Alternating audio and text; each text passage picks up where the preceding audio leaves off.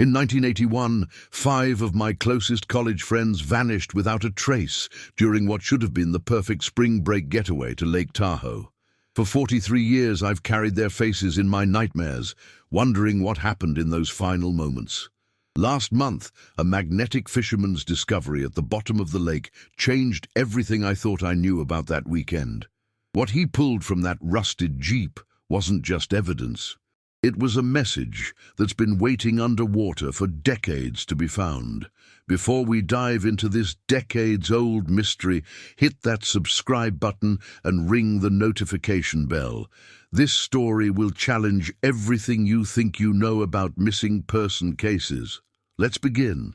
I remember the exact moment everything changed. It was March 15th, 1981, and we were all crammed into Danny Morrison's dorm room at UC Berkeley, arguing about where to spend spring break. The rain hammered against his window while we spread maps across his unmade bed, circling potential destinations with red ink that looked like bloodstains in the lamplight. Mike Chen wanted Cabo San Lucas, pulling out travel brochures he'd been collecting for weeks. Sarah Martinez pushed for Vegas, her dark eyes lighting up at the thought of photographing neon signs and desert landscapes. But Danny, with that infectious grin that could convince anyone of anything, slammed his finger down on Lake Tahoe and declared it our destiny. "Trust me," he said, those brown eyes sparkling with the kind of mischief that should have warned us. "I know a place up there that'll blow your minds. My uncle has this cabin right on the water. It's been in the family for decades." We were 20 years old, invincible, and stupid enough to believe that adventure was just waiting for us to claim it. The room smelled of pizza and cheap beer, textbooks scattered across every surface like discarded dreams. Outside, Berkeley hummed with the energy of 50,000 students, all planning their escapes from midterm stress. If I could go back to that moment, I'd grab that map and tear it to pieces. I'd lock the door and throw away the key. I'd tell them about the nightmares that were waiting for us in those dark waters. Because what we found at Lake Tahoe wasn't adventure. It was something that would haunt the living for decades. The group was tight, inseparable really. We'd met during freshman orientation in the chaos of Welcome Week, 6 strangers thrown together by the random cruelty of alphabetical dormitory assignments. Danny Morrison lived 2 doors down from me in Unit 3, and his personality was like a magnet that pulled the rest of us into orbit.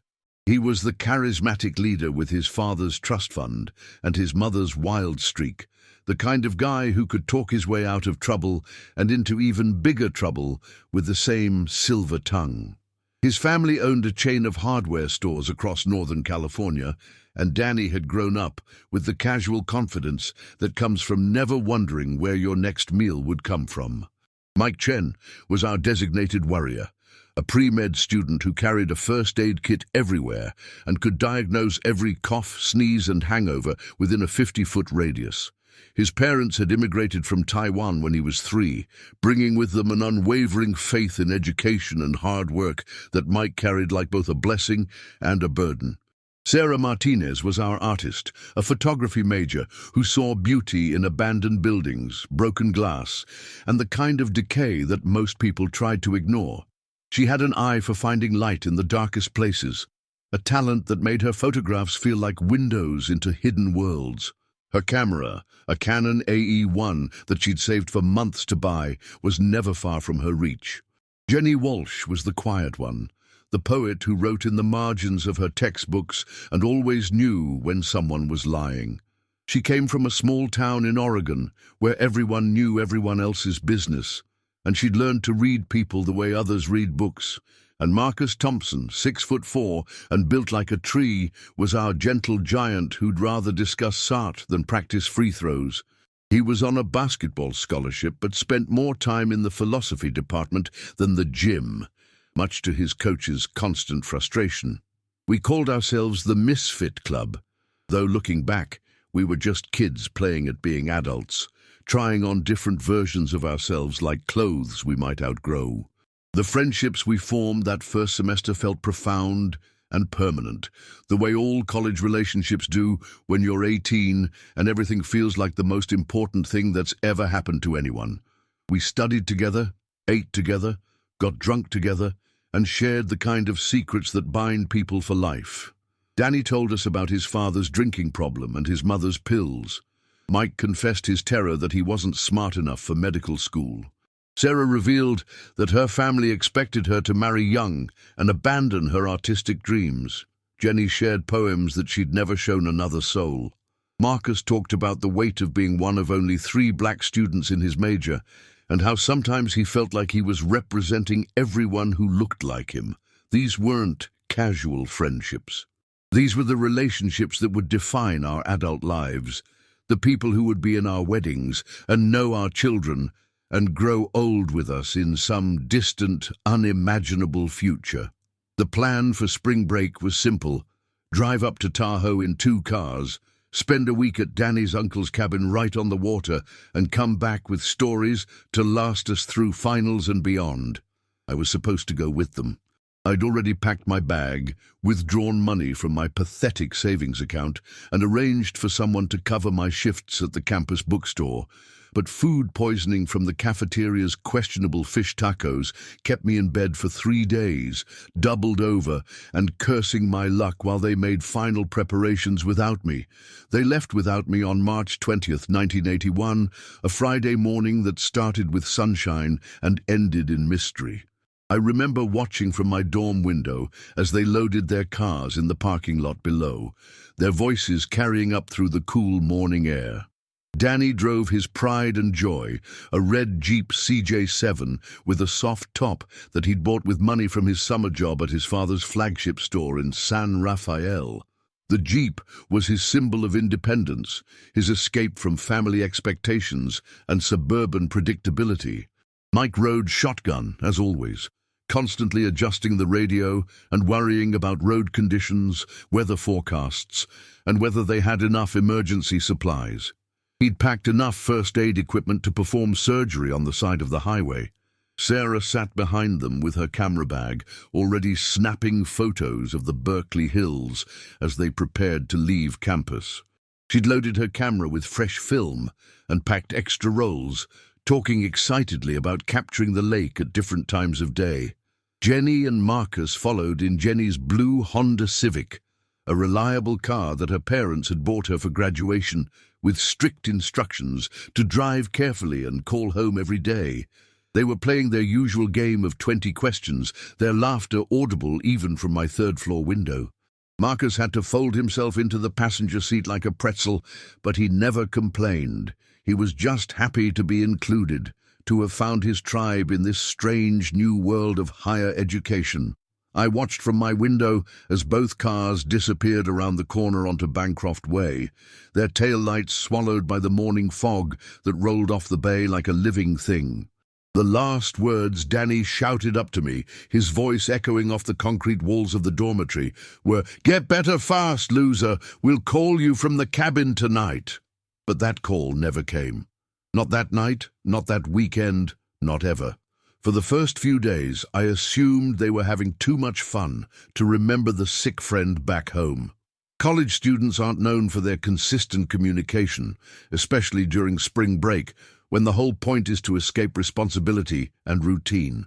I spent those days recuperating, drinking ginger ale and watching soap operas while my stomach slowly returned to normal. By Wednesday, I was feeling better, but also increasingly worried. Mike Chen had promised his mother he'd call every night, and Mike never broke promises to his mother. Sarah was supposed to call her roommate about switching work schedules. Jenny had a poetry submission deadline she'd been obsessing over for weeks. These weren't the kind of people who just disappeared without explanation. On the 7th day, when they were supposed to return for Monday classes, panic crept into my chest like ice water. I called Danny's room repeatedly, getting only the hollow ring of an unanswered phone. When I called the other parents, the worry in their voices confirmed my growing fear that something was terribly wrong. Danny's mother, Patricia Morrison, had a voice that trembled when she told me they hadn't heard from their son since Friday morning. "He always calls on Sunday," she said, and I could hear her husband in the background demanding to know who was on the phone. Mike's mother was frantic, explaining that her son had never missed a scheduled check-in, not once in his 19 years of life. Sarah's parents were equally concerned, describing their daughter as responsible to a fault. By Tuesday morning, we'd contacted the El Dorado County Sheriff's Department, and suddenly, my college friend's spring break adventure had become a missing persons investigation. When they didn't show up for classes on Monday, the university initially treated it as a routine spring break extension. Students often stretch their vacations by a day or two, especially when facing the prospect of final exams and term papers. But as the days turned into weeks, and the weeks dragged into months, the case gained serious attention from law enforcement agencies across California and Nevada. The El Dorado County Sheriff's Department took the lead, given that Lake Tahoe fell within their jurisdiction, but the investigation quickly expanded to include multiple agencies. Search teams combed every trail around Lake Tahoe, from the popular tourist areas to the most remote wilderness regions. Professional divers explored the deeper parts of the lake, their underwater cameras capturing nothing but rocks, fallen trees, and the occasional curious fish. Helicopters circled the mountains for days, their rotors echoing off granite cliffs as they searched for any sign of the red Jeep or blue Honda. Ground teams used dogs trained to detect human remains, following scent trails that led nowhere and faded into the pine-scented air. The search expanded beyond Tahoe to include the entire Sierra Nevada region, based on the theory that they might have taken a detour or gotten lost on mountain roads that twisted through forests where cell phone signals couldn't penetrate. Danny's uncle's cabin, the supposed destination that had drawn them to Tahoe in the first place, turned out to be a complete fiction. No Morrison family member owned property anywhere near Lake Tahoe. Danny had lied about the accommodation, though his reason for doing so remained one of the many mysteries that would haunt the investigation for decades. The cars had simply vanished, as if they'd driven off the edge of the earth and into some parallel dimension where missing persons cases go to die. The investigation consumed my junior and senior years at Berkeley. I changed my major from business to journalism, driven by an obsession to find my friends that transformed from concern into something approaching mania. Every free moment was spent following leads, interviewing potential witnesses, and mapping every possible route they could have taken from Berkeley to Tahoe. I interviewed gas station attendants along Highway 80, showing them photographs and asking if they remembered seeing a red Jeep and blue Honda traveling together. Several remembered the cars, describing the young people inside as happy and excited, typical college students heading out for spring break adventures. The last confirmed sighting was at a Chevron station in Colfax, where the clerk remembered Danny buying beer and snacks while Sarah photographed the vintage gas pumps outside. After that, the trail went cold like footprints in snow that gets covered by a new storm. I spent weekends driving every back road between Berkeley and Tahoe, looking for signs of accidents or places where cars might have gone off the road. The police were thorough, but limited by the technology and resources available in 1981. This was before cell phones, before GPS tracking, before the digital surveillance network that catches everything today. People could still disappear completely if they made the wrong turn at the wrong time, and the Sierra Nevada mountains were full of wrong turns that led to nowhere. I created detailed maps marking every possible route, every rest stop, every scenic overlook where they might have stopped for photographs. My dorm room wall looked like a conspiracy theorist's fever dream, covered with maps, photographs, and red string connecting potential clues that led nowhere. Theories multiplied like bacteria in a petri dish, each one more disturbing than the last. Some investigators believed they'd encountered a serial killer, possibly someone connected to other missing persons cases that had occurred in the Sierra Nevada region during the late 1970s and early 1980s. There had been several unsolved disappearances of young people in remote areas, and the FBI had profilers working on the possibility of a predator who targeted college-aged victims. Other theories suggested they'd gotten lost in an unexpected spring storm and died of exposure, their bodies scattered across miles of wilderness where they might never be found. The mountains around Tahoe were notorious for sudden weather changes that could turn a pleasant drive into a life-threatening situation. A few investigators whispered about drug deals gone wrong, though none of us who knew them could imagine our friends involved in anything more dangerous than sharing a joint at a weekend party. My personal theory, the one that haunted my dreams and kept me awake staring at the ceiling, was simpler and more tragic. An accident on a mountain road, their cars plunging into a ravine too remote and too deep for searchers to find. I imagined them taking a wrong turn onto a Forest Service road, maybe following a sign that promised a shortcut or a scenic viewpoint. I imagined their last moments filled with terror and regret, knowing they were going to die in a place where no one would ever think to look for them. But imagination, no matter how vivid, wasn't evidence. And without evidence, there could be no answers, no closure, no peace for any of us left behind.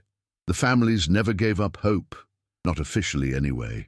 Danny's parents, Patricia and Robert Morrison, hired private investigators who chased leads across 3 states and spent their retirement savings on psychics, search teams, and anyone who claimed to have information about their missing son. They mortgaged their house twice, sold the family business, and devoted every waking moment to finding Danny or at least discovering what had happened to him.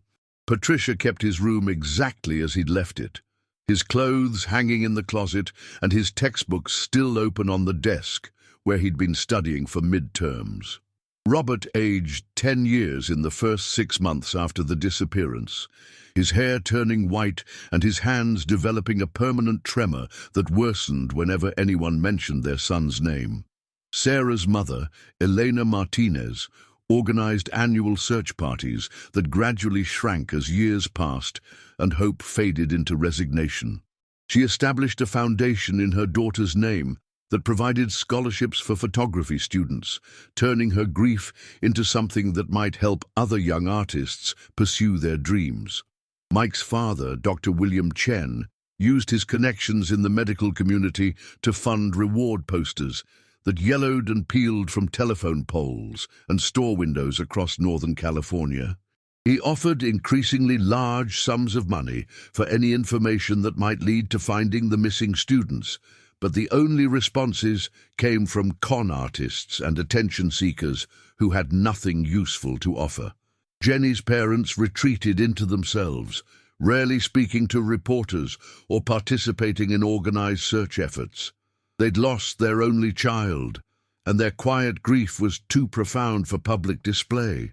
Marcus's mother, Dolores Thompson, channeled her pain into activism, working with other families of missing persons to push for better investigation techniques and more resources for unsolved cases. But privately, we all knew they were gone. The kind of gone that means you never get answers, never get closure, never get to say goodbye. I graduated from Berkeley in 1983 with a degree in journalism and an unofficial specialization in missing persons cases. Every story I covered, every family I interviewed, every cold case I investigated was practice for the one case that really mattered to me. My senior thesis was a comprehensive analysis of unsolved disappearances in the Sierra Nevada region, a document that law enforcement agencies still reference today.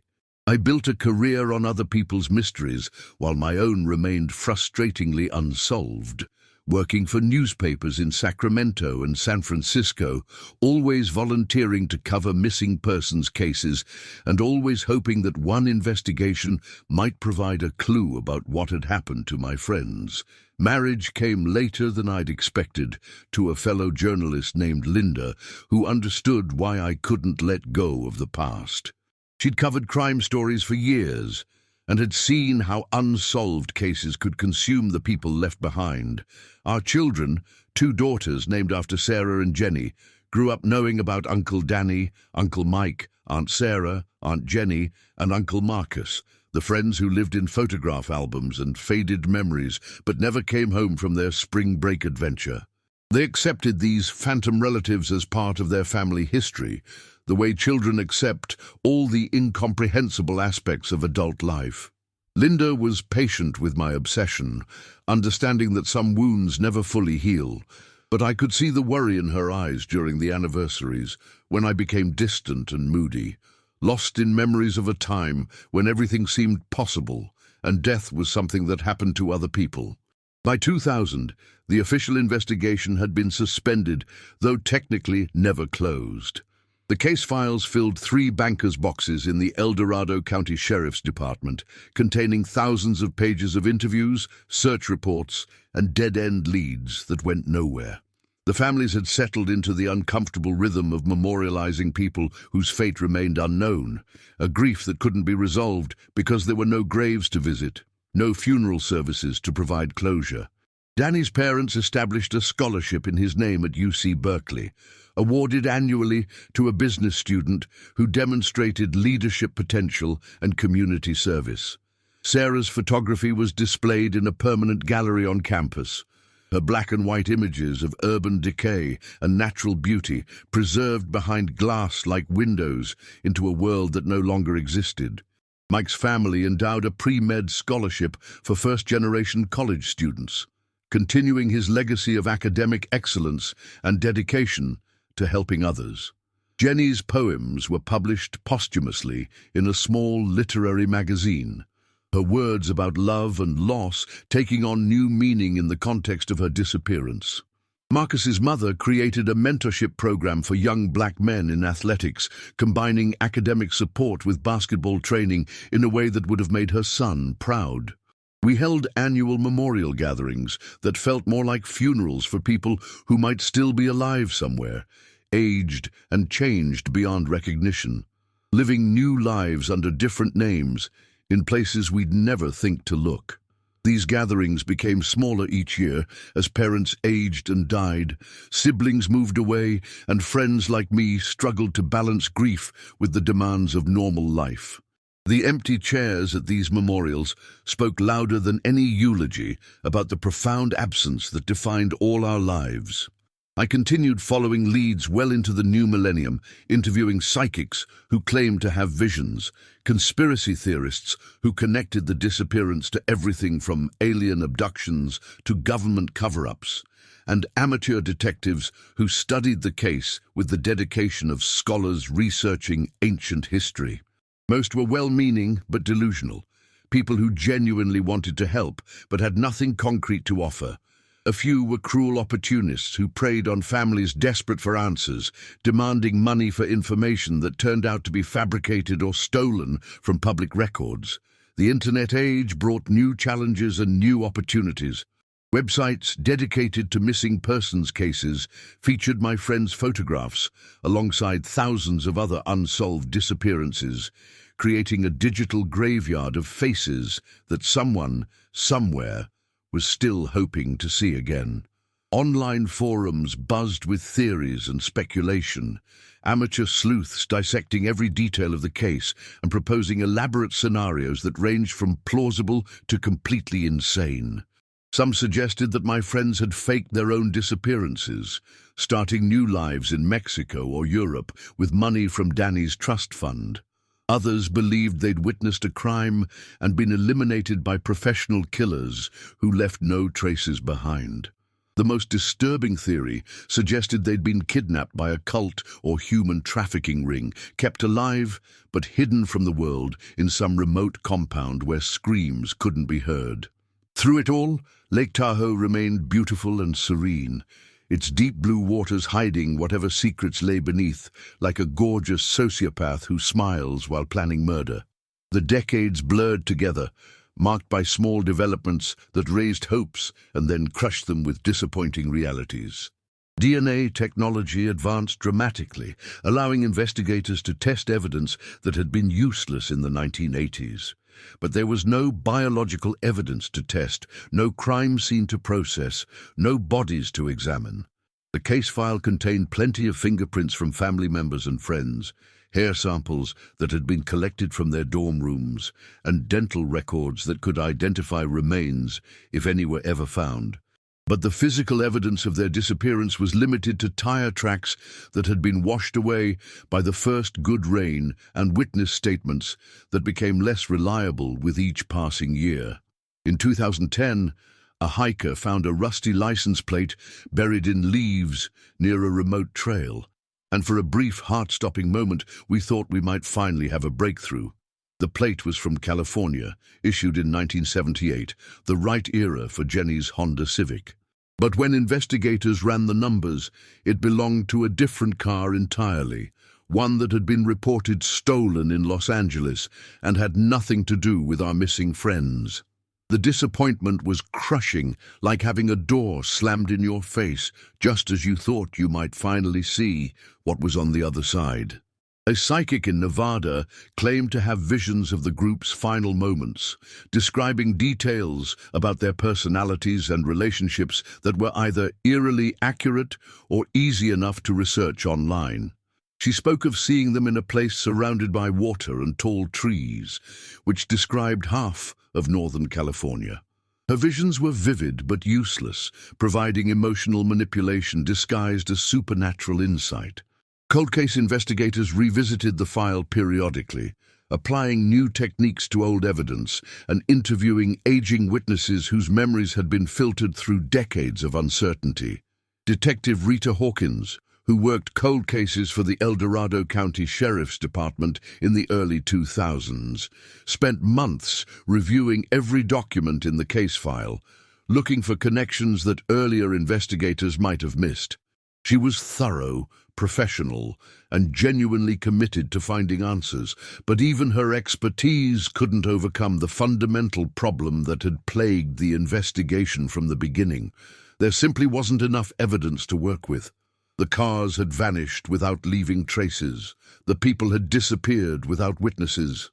The destination had been a lie, told by a young man whose motivations died with him. Detective Hawkins told me during one of our interviews that the case reminded her of a jigsaw puzzle with most of the pieces missing. You could see hints of the larger picture, but never enough to understand what you were really looking at. The original investigators had been thorough within the limitations of their era, but they'd been looking for living people or recent accidents, not evidence that might remain hidden for decades in places where no one would think to search. As I approached retirement from journalism, having spent nearly 40 years writing other people's stories, I wondered if I'd die without ever knowing what happened to my friends. The thought kept me awake at night, staring at ceiling fans and listening to my wife's steady breathing, while my mind raced through scenarios that had been playing on repeat for decades. March 12, 2024, started like any ordinary Tuesday in what I expected to be an ordinary week in an ordinary month of an ordinary year. I was in my home office in Davis, California, reviewing notes for a book I'd been writing about unsolved disappearances, when my phone rang with a number I didn't recognize. The caller identified himself as Detective Ray Morrison with the El Dorado County Sheriff's Department, and despite sharing a last name with my missing friend Danny, he assured me there was no family connection. His voice carried that carefully neutral tone that police officers use when delivering news that could devastate or disappoint. A professional distance that comes from years of dealing with other people's worst moments. "Mr. Patterson," he said, and something in his inflection made my stomach clench with anticipation. "We've found something at Lake Tahoe that might be connected to your missing friends from 1981. I know it's been a long time, and I know you've probably gotten calls like this before, but I think you need to come up here and take a look at what we've discovered. Can you drive up today?" The questions that flooded my mind were too numerous and too frightening to voice over the phone. Had they found bodies? Had they found the cars? Had they found evidence of what really happened during those final, terrifying moments that had haunted my imagination for 43 years? I told Detective Morrison I'd leave immediately, and the drive to South Lake Tahoe took 3 hours that felt like 3 minutes and 3 days simultaneously. My mind cycled through possibilities, each one more terrible than the last, while my hands gripped the steering wheel so tightly that my knuckles turned white and my fingers went numb. When I arrived at the sheriff's station, Detective Morrison was waiting in the lobby with evidence bags and photographs that would change everything I thought I knew about that March weekend 43 years ago. He was a tall man in his 50s, with graying hair and the kind of weathered face that comes from decades of dealing with humanity's darkest secrets. He led me through a maze of cubicles and into a sterile interview room where fluorescent lights buzzed overhead like trapped insects. The room smelled of disinfectant and stale coffee, institutional odors that reminded me of every police station I'd visited during my years as a journalist.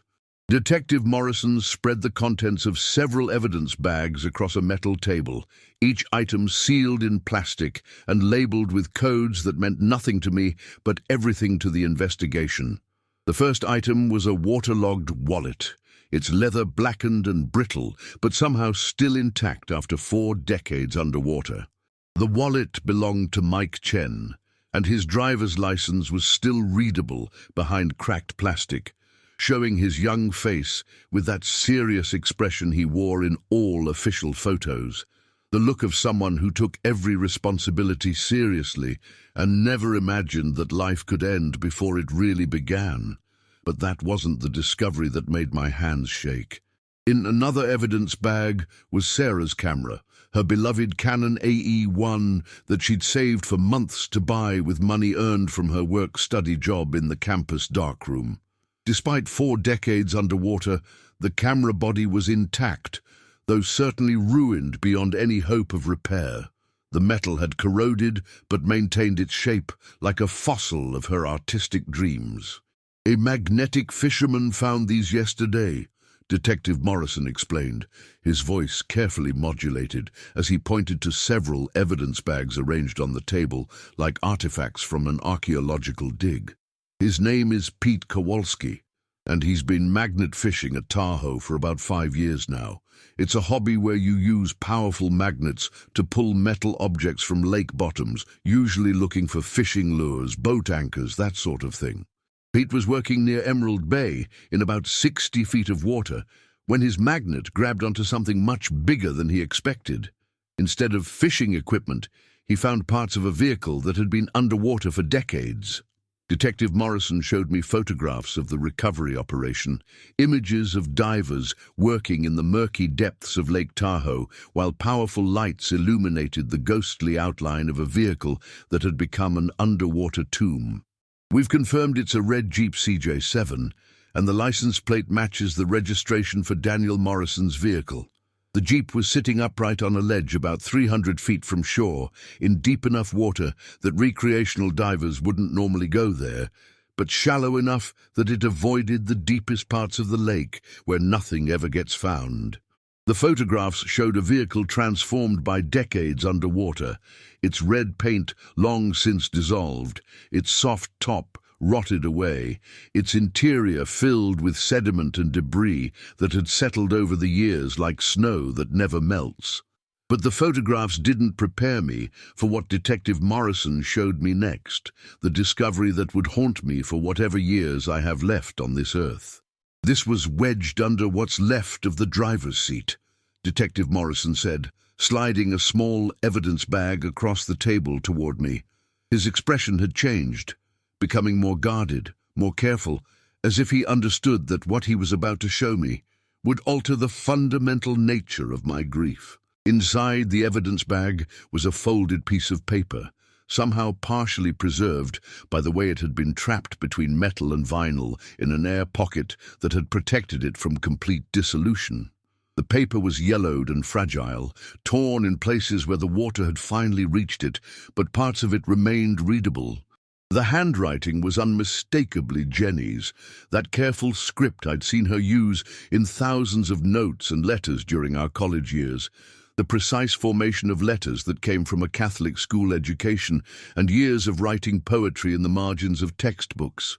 My hands trembled as I read the words that had been waiting underwater for 43 years to be discovered, words that transformed a missing persons case into something far more sinister.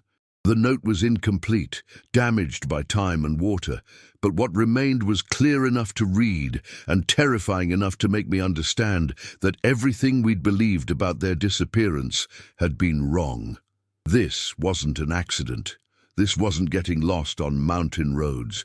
This was something deliberate, something planned, something evil that had been hiding beneath the surface of Lake Tahoe like a malignant secret that refused to stay buried. The partial note said, "If someone finds this, we didn't come here alone." There was a man at the gas station in Truckee who seemed to recognize Danny, said he knew his family. Danny thought he remembered him from somewhere, but something felt wrong. The man insisted on following us to help find the cabin since we seemed lost. We're scared now, and he has Marcus's keys and won't give them back. The cabin story Danny told was a lie. He made it up because he didn't want to admit he'd never planned where we'd stay. But this man seems to know things about Danny's family, about the trust fund, things he shouldn't know. Sarah has been taking pictures when she can, hiding the camera. We think he's been watching us, maybe following us from Berkeley. He knows too much. We're at some kind of old resort or camp, mostly abandoned, and he says we need to stay here tonight. Marcus tried to leave, and the man showed us a gun. We think he's going to... And then the text became illegible, dissolved by decades of water and time into meaningless stains that could have been words or could have been nothing at all. My hands shook as I read those words over and over, each repetition making them more real and more horrible, transforming 43 years of wondering into something approaching truth. Detective Morrison watched me process this information, his expression carefully neutral, but his eyes showing the concern of someone who'd delivered this kind of devastating news many times before and never got used to the way it shattered people's understanding of their own lives. "The divers are bringing up more pieces of the vehicle," he said quietly, his voice barely above a whisper in the sterile interview room. "We've found personal belongings, some clothing, and we're still searching for human remains. It's definitely connected to your friend's disappearance, but this note changes everything. We're no longer looking at an accident or people getting lost. We're looking at a potential homicide, possibly multiple homicides, and the perpetrator may still be alive." The room felt smaller suddenly, the walls pressing in as 43 years of grief and uncertainty crystallized into something approaching truth, but a truth more horrible than any of the scenarios I'd imagined during 4 decades of sleepless nights. This wasn't the gentle resolution I'd hoped for, the discovery of bodies that would allow for proper burials and peaceful closure. This was the revelation that my friends' last hours had been filled with terror, that they'd known they were going to die, that they'd tried to leave messages for someone to find. But the note raised more questions than it answered, opening new avenues of investigation while confirming our worst fears about what had happened during that spring break weekend in 1981. Who was the mysterious man that Jenny wrote about? How did he know Danny's family? How did he know about the trust fund that only close friends were aware of? Had he been stalking them, following them from Berkeley with some predetermined plan, or was this a crime of opportunity that spiraled out of control? Detective Morrison explained that they were reopening the case as a homicide investigation, bringing in specialists who dealt with cold cases and underwater crime scenes. The FBI would be involved because of the possibility that the perpetrator had crossed state lines, and they had resources for investigating crimes that occurred decades ago. But I knew that the trail was cold, frozen by time, and complicated by the deaths of potential witnesses and the fading of memories that might have provided crucial details. As I sat in that interview room, staring at Jenny's handwritten words that had survived 4 decades underwater, I realized that my quest for answers was far from over. In fact, it was just beginning. The discovery of the Jeep and the note had transformed a missing persons case into an active homicide investigation, but it had also opened a Pandora's box of new questions that might never be answered. Detective Morrison gave me copies of the note and the photographs, understanding that I would continue my own investigation regardless of what official channels produced. "We'll need your help," he told me as I prepared to leave the station. "You knew them better than anyone. You understand their personalities, their habits, the way they thought and reacted to stress. If we're going to catch whoever did this, we need to understand not just what happened, but why it happened, and what kind of person could plan and execute something like this." I drove home through the mountains as the sun set behind the peaks, casting long shadows across the highway that seemed to reach for my car like grasping fingers. The note was in my jacket pocket, a piece of paper that weighed nothing but felt heavier than stones. Linda was waiting for me at home, her face full of questions she was afraid to ask. I told her about the discovery, about the note, about the transformation of our decades-old mystery into an active murder investigation. That night, I lay awake staring at the ceiling and thinking about my friends' final moments, about the terror they must have felt, about the messages they'd tried to leave behind for someone to find. The next morning, I called Detective Morrison with questions that had kept me awake all night. Had they found any trace of the blue Honda Civic? Were there other bodies in the Jeep, or had the perpetrator disposed of them separately? Had they found Sarah's photographs, the ones Jenny mentioned in the note? Detective Morrison's answers were frustratingly incomplete.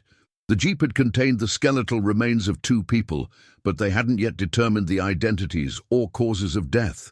No other vehicles had been discovered in the immediate area, but search teams were expanding their investigation to cover more of the lake bottom. Sarah's camera had been damaged beyond repair, its film dissolved by decades of water, so any photographs she might have taken as evidence were lost forever. But there was something else, something that Detective Morrison had hesitated to mention during our first meeting. The Jeep hadn't simply rolled into the lake during an accident. It had been deliberately driven or pushed into the water based on the angle and position where it came to rest. This suggested that the perpetrator had tried to hide the evidence, disposing of the vehicle and its contents in deep water where they might never be found. The fact that it had been discovered at all was due to luck, persistence, and the particular hobby of a man who spent his weekends pulling metal objects from lake bottoms.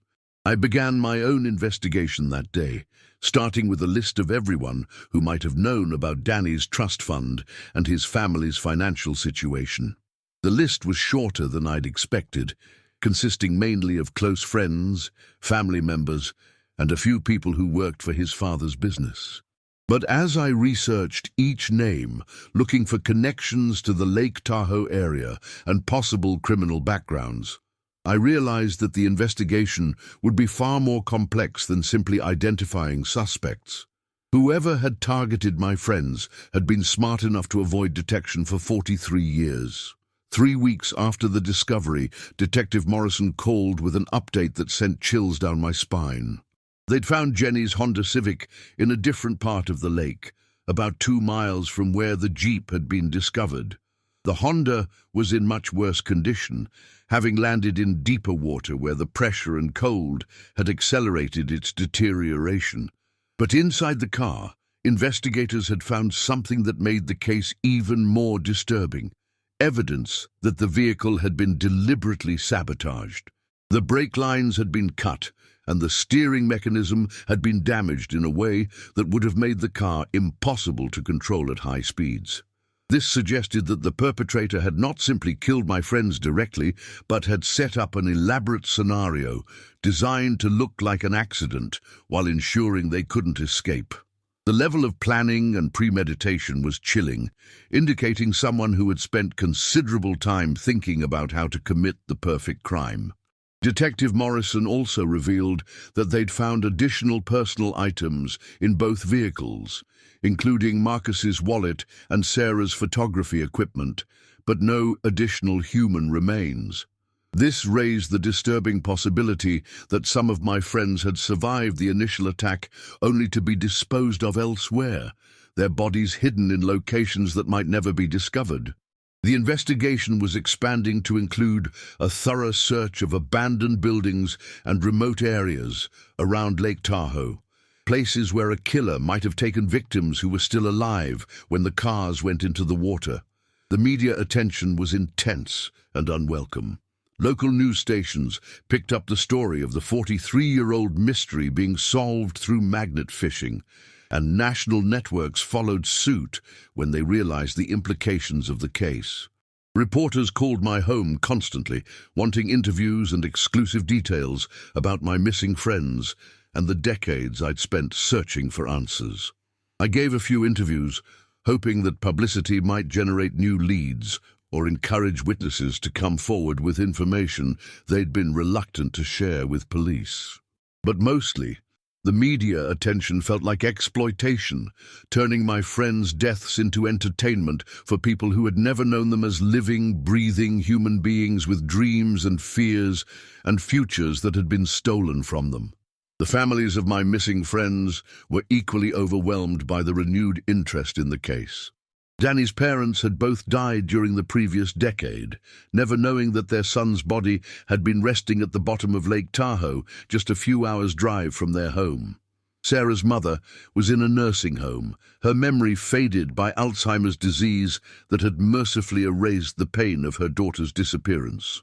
Mike's father was still alive, but in poor health, and the revelation that his son had been murdered rather than accidentally killed seemed to provide little comfort in his final years. The surviving family members were grateful for answers, but devastated by the nature of those answers, learning that their loved one's final hours had been filled with terror and desperation.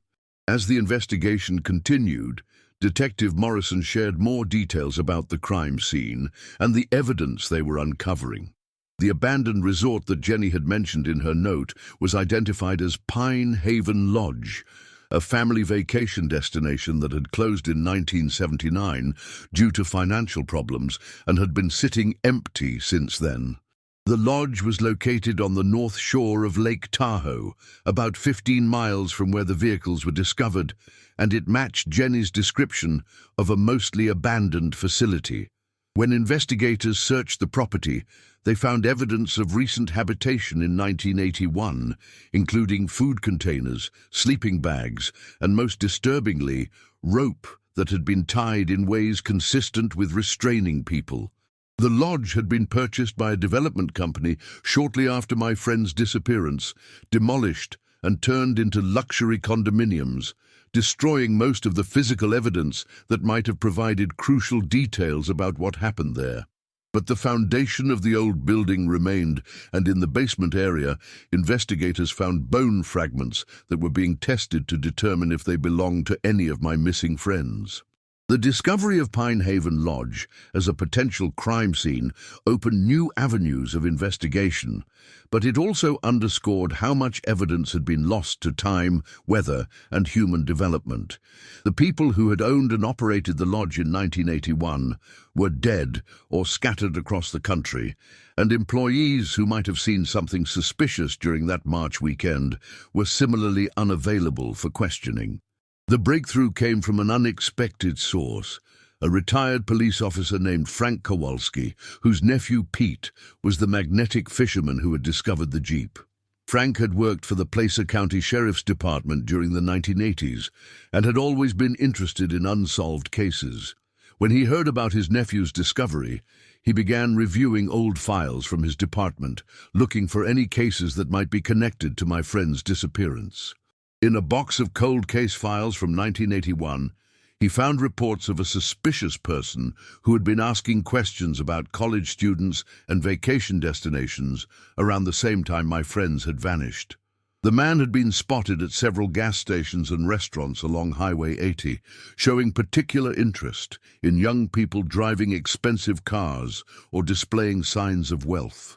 Several witnesses had described him as middle-aged, well-dressed and unusually persistent in his attempts to engage college students in conversation about their travel plans and family backgrounds. The man had never committed any crimes that law enforcement knew about, but his behavior had been strange enough to generate reports from concerned citizens and business owners.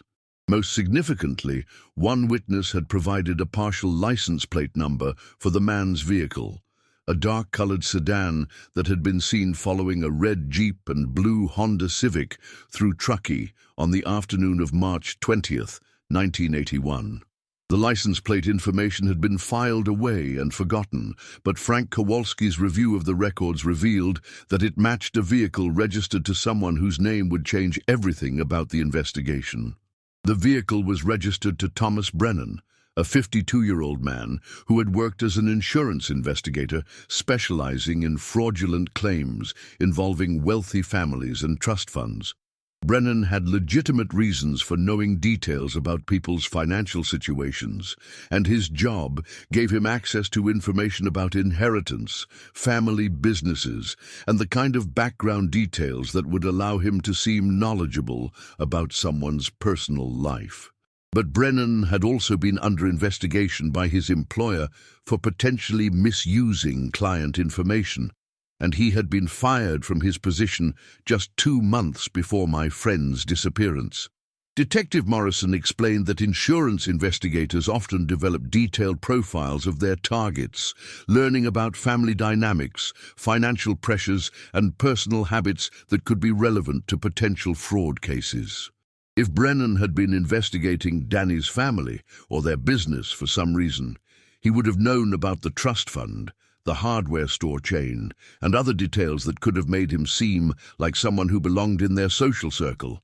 But why he had chosen to target college students rather than pursuing legitimate fraud investigation remained unclear. The discovery of Brennan's connection to the case opened new possibilities, but it also created new frustrations. Thomas Brennan had died in 1995, taking whatever secrets he knew about that March weekend to his grave. His death had been ruled natural causes, a heart attack while he was living alone in a small apartment in Reno, Nevada. Any physical evidence that might have been in his possession had long since been disposed of by landlords and estate liquidators who had no idea they were potentially destroying evidence of multiple homicides. Detective Morrison arranged for me to visit Brennan's former workplace and speak with people who had known him during his career as an insurance investigator. The company, Mountain West Insurance Services, was still operating out of the same building in Sacramento where Brennan had worked, though under new management and with entirely different staff. The personnel records from the 1980s revealed a pattern of increasingly erratic behavior that had ultimately led to his termination. Brennan had been accused of conducting unauthorized surveillance of clients, making inappropriate contact with family members of claimants, and using company resources for personal investigations that had nothing to do with legitimate insurance work. His supervisor, now retired but willing to be interviewed, described Brennan as intelligent and thorough, but obsessed with the lifestyles of wealthy families he investigated. He seemed to take their money personally, the supervisor told me during a phone interview, like he resented them for having what he didn't have, and he wanted to prove that they didn't deserve it. We had several complaints from clients who said he'd asked inappropriate questions about their children, their vacation plans, their social activities. It was creepy enough that we had to let him go. The supervisor also remembered that Brennan had expressed particular interest in cases involving trust funds and inheritance disputes, often spending far more time on these investigations than the potential fraud warranted. This obsession with wealthy families and their money provided a possible motive for targeting Danny Morrison and his friends, but it didn't explain the elaborate nature of the crimes or the years of planning that must have been involved. As winter turned to spring in 2024, the investigation began to feel like an archaeological dig, unearthing fragments of a 43-year-old crime that had been buried under decades of silence and misdirection. Detective Morrison's team had expanded to include specialists in cold case investigations, underwater crime scene analysis, and psychological profiling of serial offenders. The FBI had officially joined the investigation, bringing resources and expertise that local law enforcement couldn't match.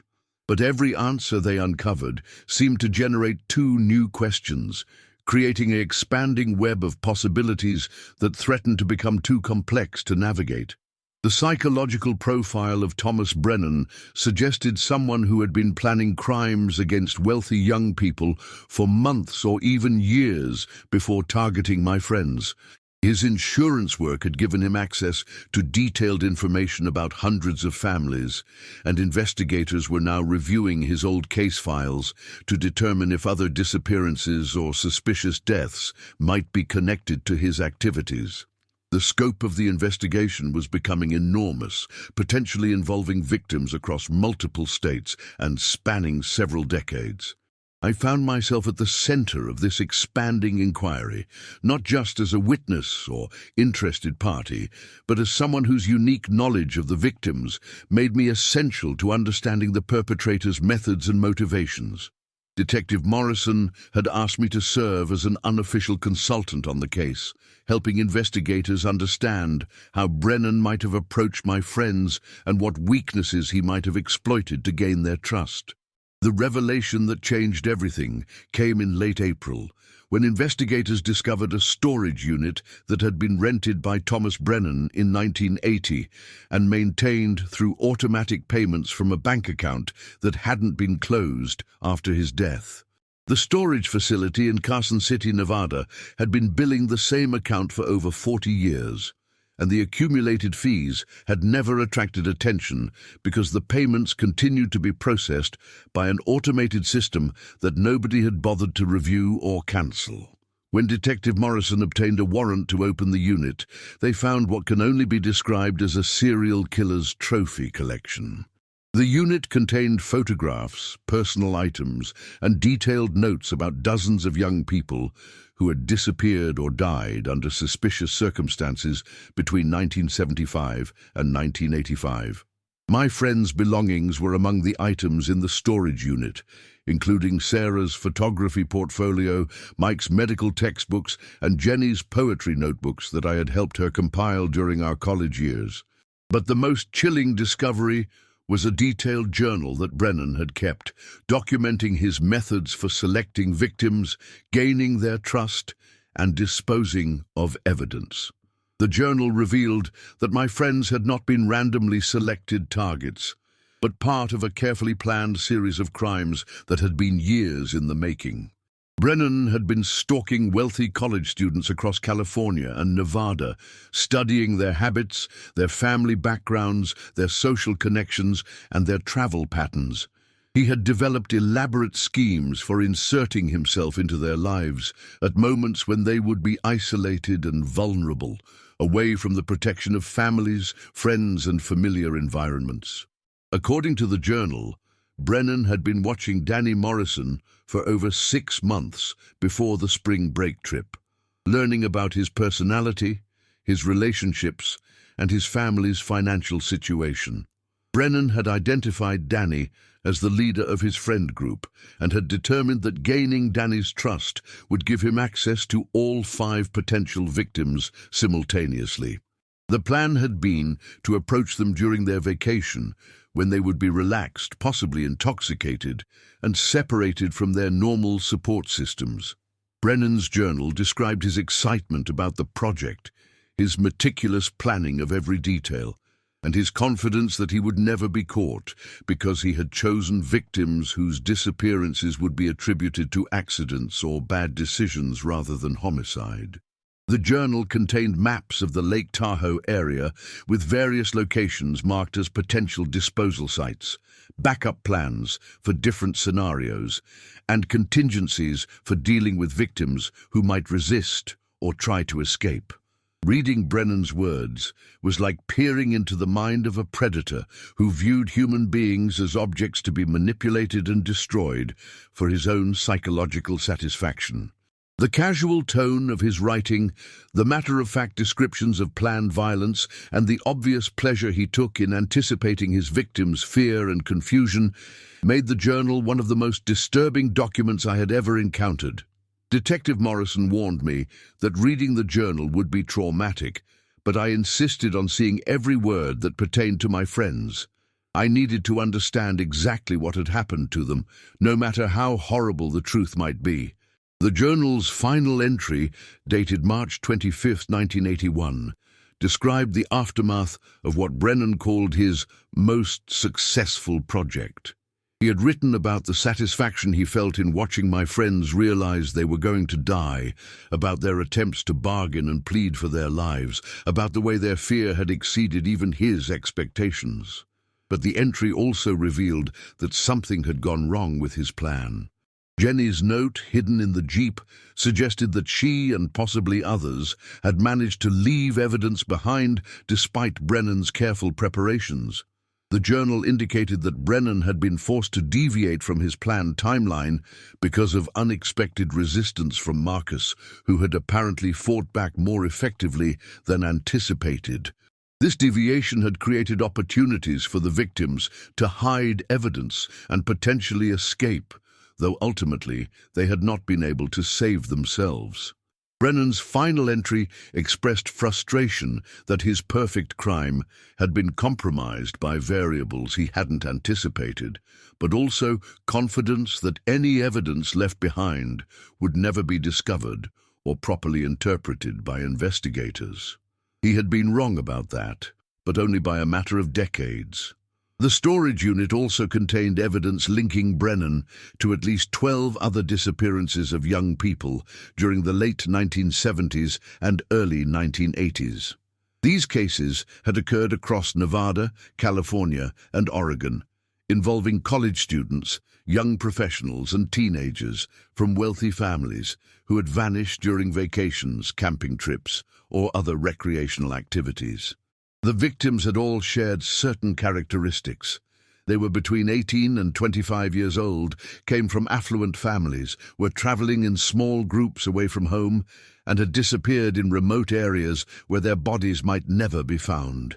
Detective Morrison explained that the FBI was now coordinating with law enforcement agencies across multiple states to review these related cases and determine which ones could be definitively connected to Brennan's activities. The scope of his crimes appeared to be much larger than anyone had imagined, spanning a decade and potentially involving dozens of victims whose families had never received answers about their loved ones' fates. My friends had been part of a serial killer's systematic campaign against young people whose only crime had been having money and taking vacations in beautiful but isolated places. The psychological profile of Brennan suggested someone who had been motivated by a combination of financial greed, sexual sadism, and deep resentment toward people he perceived as privileged or fortunate. His insurance work had given him intimate knowledge of how wealthy families lived, traveled, and spent their money, and this knowledge had fed his obsession with punishing them for having what he lacked. But the crimes appeared to have escalated beyond simple robbery, or even murder, into something approaching ritualistic behavior, with Brennan taking elaborate steps to prolong his victims' suffering and maximize their terror before killing them. The storage unit had contained detailed plans for future crimes, suggesting that Brennan had intended to continue his activities indefinitely. His death in 1995 had apparently ended the series, but only because of natural causes rather than any intervention by law enforcement. If he had lived longer, there might have been dozens of additional victims whose families would still be wondering what had happened to their children. As summer arrived in 2024, the investigation had grown into one of the largest cold case operations in the history of the American West. Federal agents, state investigators, and local police departments were coordinating their efforts to identify all of Brennan's victims and provide answers to families who had been waiting for decades.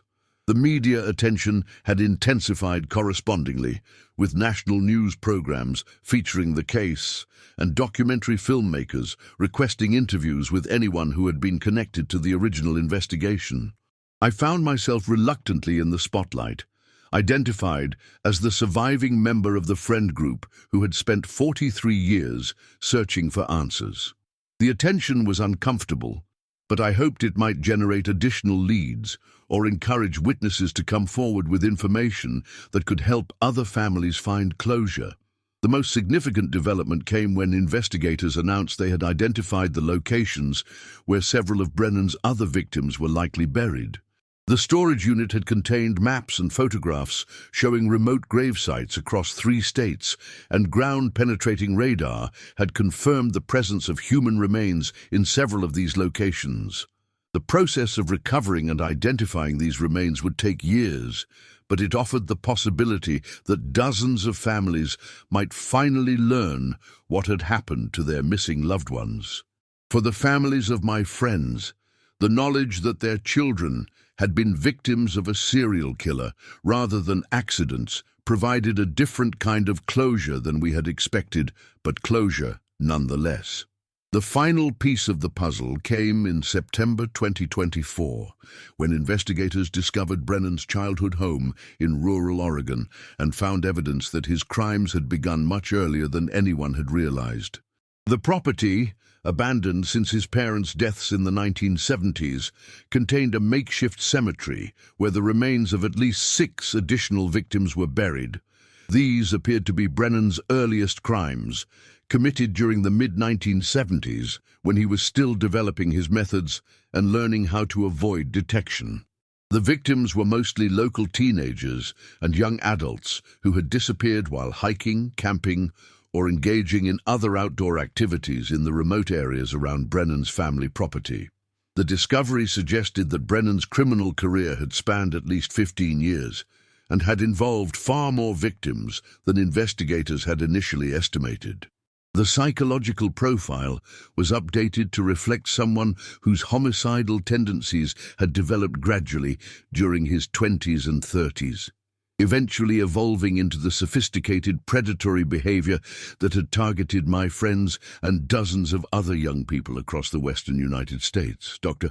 Sarah Chen, the FBI's behavioral analyst assigned to the case, explained that Brennan represented a rare type of serial killer who had successfully concealed his activities for over a decade by choosing victims whose disappearances would be attributed to accidents or misadventures rather than homicide.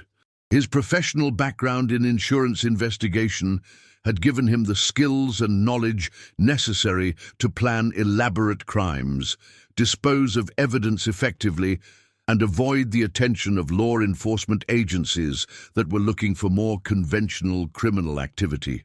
Today, as I finish writing this account of the investigation that finally provided answers about my friend's disappearance, I am struck by the complexity of grief that doesn't end with discovery. Learning that Danny, Mike, Sarah, Jenny, and Marcus were murdered by a serial killer who targeted them specifically because of their youth, their friendship, and their family's financial success has provided the closure I sought for 43 years, but it has also opened new wounds that may never fully heal. The knowledge that their final hours were filled with terror, that they knew they were going to die, that they tried desperately to leave evidence behind for someone to find, has replaced the uncertainty of their disappearance with the certainty of their suffering. The investigation continues as federal agents work to identify all of Brennan's victims and provide answers to families across multiple states who have been waiting decades for news about their missing loved ones. The storage unit, the buried remains, and the detailed journal have revealed the scope of crimes that law enforcement agencies never knew had occurred, connecting disappearances that had been treated as isolated incidents to a single predator who had operated with virtual impunity for over a decade. My role in the investigation has evolved from witness to consultant, to advocate for other families whose children fell victim to Thomas Brennan's systematic campaign against young people, whose only crime was being in the wrong place at the wrong time. But the questions that haunted me for 4 decades have been replaced by different questions that may prove equally difficult to answer. What creates a person capable of such calculated cruelty? How many other predators are operating in the shadows, targeting victims whose disappearances are attributed to accidents rather than homicide? And how do we protect young people from individuals who possess the intelligence, resources, and patience to plan elaborate crimes that can remain undetected for generations? The memorial service for my friends, held 43 years after their deaths, was both a celebration of their lives and a reckoning with the nature of their deaths. The chapel was filled with people who had never stopped wondering what happened to 5 college students who drove away for spring break and never came home. Their families, now mostly elderly or deceased, had finally received the answers they had sought for decades, but the answers were more horrible than any of us had imagined during 4 decades of speculation and hope. Danny Morrison was remembered as the charismatic leader who had convinced his friends to follow him on an adventure that became their final journey. Mike Chen was eulogized as the dedicated student who had planned to spend his life healing others but never got the chance to fulfill that dream. Sarah Martinez was celebrated as the artist who saw beauty in broken places and captured moments that would outlast her abbreviated life. Jenny Walsh was honored as the poet whose words had survived underwater for 4 decades to provide crucial evidence about her own murder. Marcus Thompson was remembered as the gentle giant whose final act had been to resist their killer and create opportunities for his friends to leave evidence behind. The service concluded with the reading of a poem that Jenny had written during our sophomore year about friendship that transcends death and love, that survives even the worst that humanity can inflict. Her words, preserved in notebooks that had been hidden in a serial killer's storage unit for over 40 years, reminded us that some connections are stronger than death, time, or the evil that seeks to destroy them. What do you think really happened in those final moments at Pine Haven Lodge? How did Jenny manage to hide that note in the Jeep, despite Brennan's careful planning? And most disturbing of all, how many other families are still waiting for answers about loved ones who encountered Thomas Brennan during his decade-long reign of terror? Leave your theories in the comments below and remember to subscribe for more investigations into cases that law enforcement thought would never be solved.